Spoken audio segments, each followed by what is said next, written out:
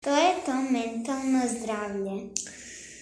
Mentalno zdravlje je zapravo stanje našeg uma, odnosno naših misli, koje ovisi najviše o tome kako mi doživljavamo svijet oko sebe.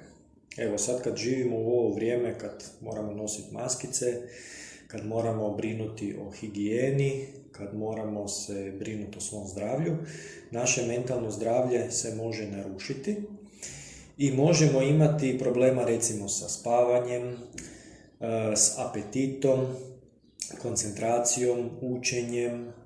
Neki ljudi se boje družiti s drugim ljudima, pa imaju i na tom planu neke probleme i zapravo se ljudi loše osjećaju.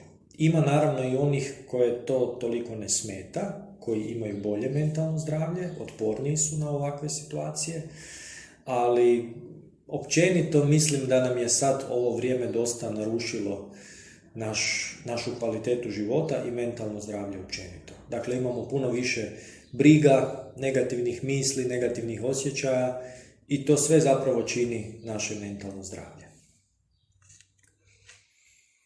Zašto je važno mentalno zdravlje?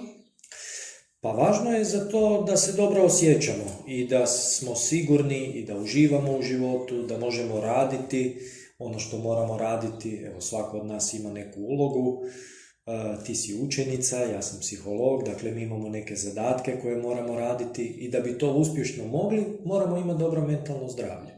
Isto tako, bilo ko od nas koga susrećemo u svakodnevnom životu ima neke svoje uloge, zadatke i dobro je onda imati mentalno zdravlje na jednoj visokoj razini da možemo to uspješno i izvršavati, te zadatke.